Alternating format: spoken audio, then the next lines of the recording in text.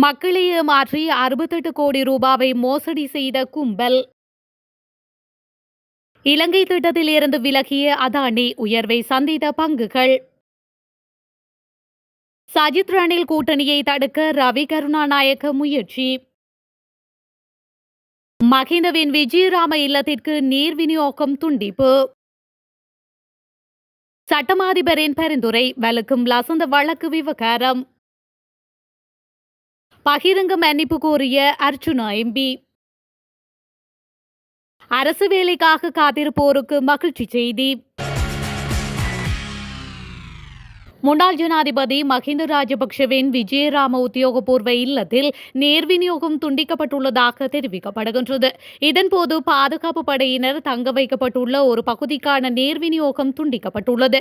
அத்தோடு 3 லட்சம் ரூபாய் நிலுவைத் தொகை செலுத்தப்படாததால் நேர் விநியோகம் துண்டிக்கப்பட்டுள்ளதாக கூறப்படுகின்றது. எனினும் மஹிந்த ராஜபக்ஷ தங்கியுள்ள பகுதிக்கான நேர் விநியோகம் துண்டிக்கப்படவில்லை என்றே தெரிவிக்கப்படுகின்றது.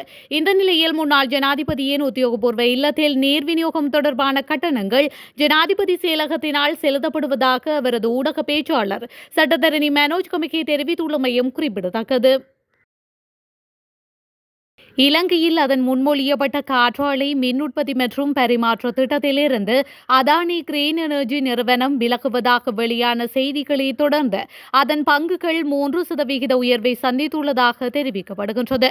இது திட்டத்தின் நம்பகத்தன்மை குறித்த கவலைகளை தணித்துள்ளதாக இந்திய ஊடகங்கள் செய்தி வெளியிட்டுள்ளன. இலங்கையின் புதிய அரசாங்கம் கடந்த மாதம் திட்டம் தொடர்பில் குறைந்த கட்டணங்களை கோரியதைத் தொடர்ந்து 2 காற்றாலை மின் திட்டங்களிலிருந்து வெளியேற அதானி கிரீன் எனர்ஜி நிறுவனம் முடிவு செய்துள்ளது. இந்தியாவின் காற்றாலை மின் உற்பத்தி திட்டத்திலிருந்து விலக இந்தியாவின் அதானி குழுமம் முடிவு செய்துள்ளதாக தெரிவிக்கப்படுகின்றது. இந்த ஆலைக்கு அரசு ஒப்புதல் அளிப்பதில் ஏற்பட்ட தாமதம் மற்றும் அது தொடர்பான முடிவு காரணமாக இந்த நடவடிக்கை எடுக்கப்பட்டதாக கூறப்படுகின்றது. ஐக்கிய மக்கள் சக்தி மற்றும் ஐக்கிய தேசிய கட்சி இணைவதை தடுப்பதற்கான மறைமுக செயற்பாடுகளை நாடாளுமன்ற உறுப்பினர் ரவி கருணாநாயக்க மேற்கொண்டுள்ளதாக தெரிவிக்கப்படுகின்றது. ஐக்கிய மக்கள் சக்தி மற்றும் ஐக்கிய தேசிய கட்சி என்பன ஒரே அணியாக இணைந்து செயல்படுதல், எதிர்வரும் தேர்தல்களில் ஒரே கூட்டணியில் போட்டியிடல் போன்ற விடயங்கள் தொடர்பாக அண்மை காலமாக தொடர் பேச்சுவார்த்தைகளை முன்னெடுத்துள்ளன. குறித்த பேச்சுவார்த்தைகளில் பெரும்பாலான விடயங்களில் இணக்கப்பாடு எட்டப்பட்டுள்ளதாக தெரியவந்துள்ளது. இந்த நிலையில் அவ்வாறு ஒரு இணைவு ஏற்படக்கூடாது என்பதில் நாடாளுமன்ற உறுப்பினர் ரவி கருணாநாயக்க தீவிரமாக செயற்பட்டுக் கொண்டிருப்பதாக தகவல்கள் தெரிவிக்கின்றன. அதற்காக அவர் ஊடக பிரசாரங்கள் இணைப்புக்கு அதிருப்தி தெரிவிக்கும் அரசியல்வாதிகளின் கூட்டணி என்று பல்வேறு முயற்சிகளை மேற்கொண்டுள்ளதாகவும் கூறப்படுகின்றது.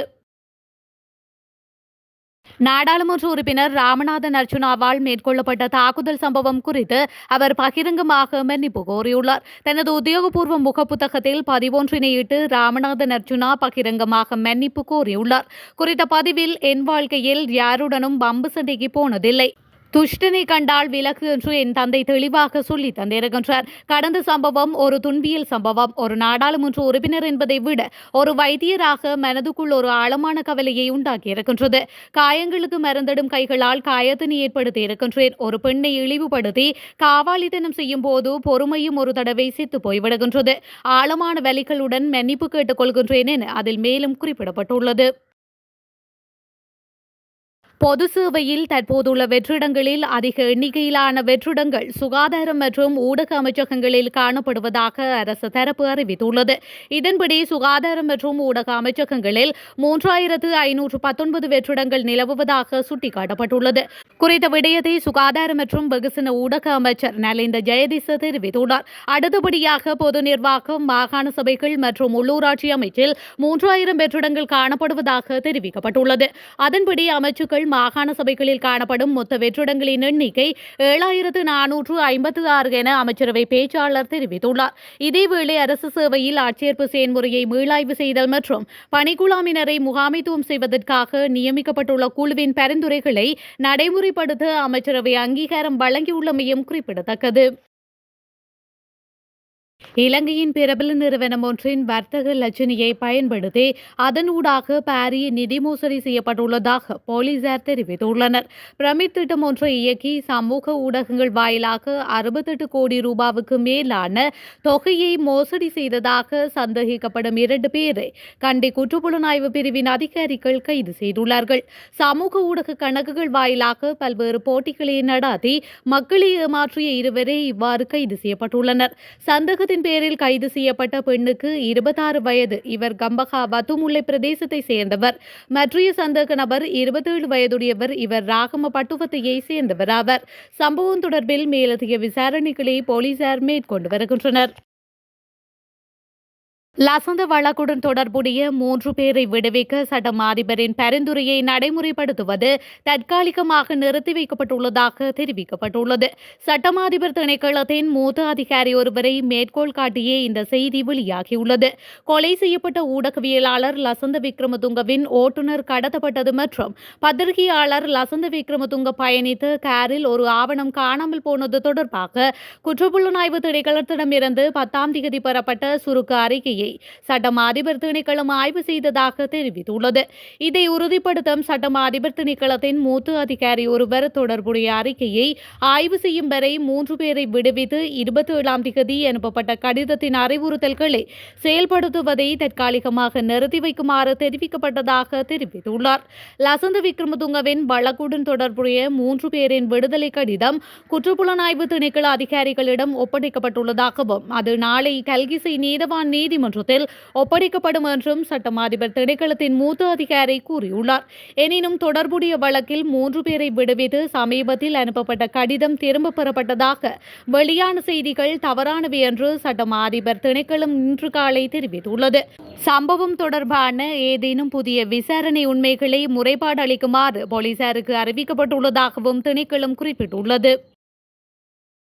குரங்குகளை பிடிக்கும் திட்டம் ஒன்று ஆரம்பிக்கப்பட்டுள்ளதாக விவசாய அமைச்சர் கே.டி. லால்காந்த தெரிவித்துள்ளார். கண்டியில் நடைபெற்ற நிகழ்வு ஒன்றில் பங்கேற்ற போது அவர் இந்த விடயத்தினை தெரிவித்துள்ளார். இவ்வாறு பிடிக்கப்படும் குரங்குகளை ஓர் தீவிற்கு கொண்டு போவதற்கும் நடவடிக்கை எடுக்கப்பட்டுள்ளதாக தெரிவித்துள்ளார்.